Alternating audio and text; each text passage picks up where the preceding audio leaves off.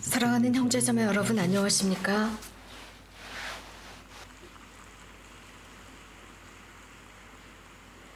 오늘 우리는 성 요셉을 예수님의 아버지로 묵상하겠습니다. 마테오 복음사가와 루카 복음사가는 요셉을 예수님의 양부로 소개하고 있지 생물학적인 아버지로 소개하고 있지 않습니다. 마테오 복음은 이 부분에 관해서 확실하게 하고 있습니다. 그래서 여기서 낳았다라는 표현을 쓰지 않고 있습니다. 물론 그 족보에서는 누가 누구를 낳았고 이렇게 언급하고 있습니다. 마리아의 신랑이라고 하면서 마리아에게서 그리스도라고 불리는 예수가 태어났다라고 했습니다. 그리고 루카 복음사가는 아버지로 자처하는 분, 즉 양부로 소개하고 있습니다. 요셉의 부성애를 이해하기 위해서는 고대 동방의 전통을 이해해야 합니다. 지금보다는 훨씬 더 입양 제도가 굳건했습니다. 이스라엘의 예를 보면 이스라엘의 신명기에 보면 형사 취수 제도가 있었습니다. 형제들 중에 한 명이 자식이 없이 죽게 되면 형수를 아내로 받아들여야 합니다. 그래서 시동생의 의무를 다 감당해야 했습니다. 거기에서 첫아들이 태어나게 되면 죽은 아들은 죽은 형의 이름을 이어받아서 그의 이름이 이스라엘 가운데서 사라지지 않게 해야 한다라고 하고 있습니다. 다른 말로 표현하자면 이 아들은 생물학적으로 시동생의 아들이지만 그 아들은 법적으로 죽은 남편의 아들입니다. 이렇게 하면서 모든 권리와 유산을 지니게 됩니다. 이러한 형사취수제 제도의 목적은 두 가지입니다. 죽은 이를 기승하고 유산 상속을 해결하는 것에 있었습니다. 예수님의 공식적인 아버지는 요셉이었습니다. 그래서 아들에게 이름을 지어줘야 하는 권리가 있었습니다. 법적으로 그 아들을 인정하는 것입니다. 그래서 법적으로 아버지이지만 사실은 그가 낳은 아들은 아닙니다. 그래서 고대에는 이름이라고 한다는 것은 한 사람의 정체성을 의미했고 이름을 바꾼다라고 하는 것은 자신을 바꾸는 것과 같습니다. 아브라함이 그렇습니다. 아브라함에서 아브라함으로 바뀝니다. 즉 많은 민족의 아버지라는 뜻입니다.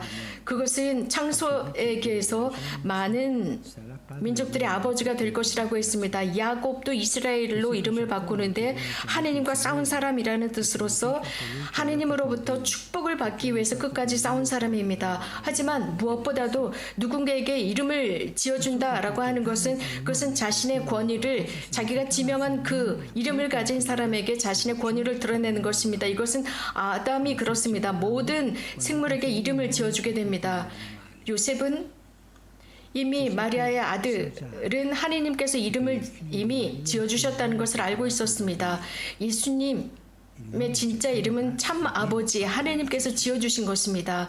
예수님이라는 그 이름은 주님께서 구원하신다라는 의미입니다. 천사가 설명한 대로 그분께서는 당신 백성을 죄로부터 구하시리라 라고 했습니다. 여기 아주 특별한 요셉의 모습이 드러나고 있습니다. 그래서 현대 모성애와 부성애에 관해서 묵상해 볼 수 있는 요소가 있습니다. 현대 부성애를 생각하는 것은 매우 중요하다고 여깁니다. 왜냐하면 현대는 정말 드러난 각인된 고아 시대라고 할 수 있습니다. 궁금한 것은 우리가 살고 있는 이 문명은 고아가 된 것 같습니다. 그래서 이 고아화된 것 같습니다. 성 요셉의 모델이 우리들을 도와주셔서 참 아버지의 자리, 그래서 이러한 고아된 상태, 우리에게 지금 악을 행하고 있는 이런 상태를 도와주십사 청합시다. 아들을 낳았다고 해서 자동적으로 아버지 어머니가 되는 것이 아닙니다. 아버지 어머니는 되는 것입니다. 물론 아들을 낳았다고 해서 어머니 아버지가 되는 것이 아닙니다. 책임을 가지고 그 아들을 보살핌으로써 아버지 어머니가 됩니다. 매번 누군가가 다른 사람의 삶의 책임을 가지고 보살필 때 어떤 의미로는 그 사람을 위해서 부성애를 실천하는 것이라고 할 수 있습니다. 특별히 생명을 받아들이는 사람들, 그것은 특별히 입양이라는 형태를 통해서 삶을 받아들이는 사람들이 그렇습니다. 매우 관대한 행위이고 정말 아름답고 멋진 행위입니다. 요셉은 이런 관계를 드러내는데 그렇다고 해서 부차적인 관계나 혹은 뒤처진 관계가 아닙니다. 이런 형태의 선택은 가장 높은 모성애와 부성애의 사랑을 드러내고 있습니다. 세상에 얼마나 많은 어린아이들이 자신들을 보살펴주기를 바라고 있습니까? 또 얼마나 많은 부부가 아버지 어머니가 되고 싶어 합니까? 하지만 그들은 생물학적인 이유 때문에 아이들을 낳지 못하고 있습니다. 혹은 이미 아이들이 있음에도 불구하고 가정의 사랑을 나누어주고자 하는 사람들, 가정의 사랑이 결핍된 이들에게 나누어주고자 하는 사람들이 있습니다. 입양을 선택하는데 두려워하지 마십시오. 그 위험을, 즉 입양하는데 위험을 감수하십시오. 현대 이러한 고아화에는 어떤 특정한 이기심이 존재한다고 생각합니다. 그저께 저는 여러분들에게 인구 감소에 관한 말씀을 드렸습니다. 현대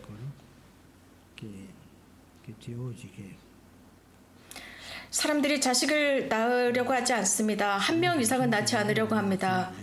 정말 많은 부부들이 아이를 낳지 않습니다. 원치 않기 때문입니다. 혹은 한 명, 둘 정도, 한 명 이상은 원치 않아요. 그런데 그 집에는 2마리 이상의 개와 강아지들이 있습니다. 자식들의 자리를 차지하고 있습니다. 정말 우스운 상황입니다. 이런 상황은 모성애와 부성애를 부정하는 것입니다. 우리들을 축소시킵니다. 인류성을 제거해버립니다. 그러면서 이 문명은 훨씬 더 늙은 문명이 되어버리고 인류성이 사라집니다. 이유는 부성애와 모성애의 풍요함을 잃기 때문입니다.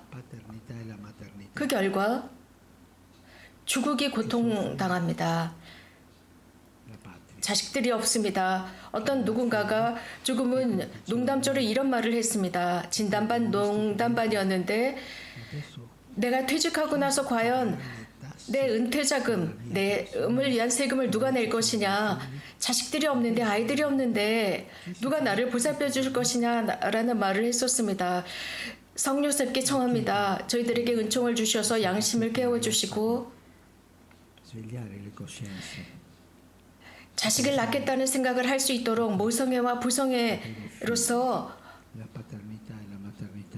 한 사람의 삶을 풍요하게 해주십사 청합니다. 여러분 이것을 생각해 주십시오. 그렇습니다. 영적인 부성애, 영적인 모성애, 하느님께 축성된 삶을 살아가는 사람들이 있습니다. 하지만 세상의 사람들은 결혼합니다. 여러분 자식들을 낳으려고 생각해 주십시오. 생명을 낳으십시오. 바로 그들이 여러분들로부터 미래를 얻게 될 것이고 눈을 뜨게 될 것입니다. 여러분들이 자식을 얻을 수 없다면 입양하십시오. 그렇습니다. 위험이 있습니다. 하지만 자식을 갖는다는 것, 생물학적이나 비생물학적인 자식들이 있다는 것 자체가 위험 부담을 안는 것이지만 자식이 없다는 것 자체가 더 큰 위험입니다. 그리고 그보다 더 큰 위험은 부성애와 모성애를 부정하는 것이 더 큰 위험입니다.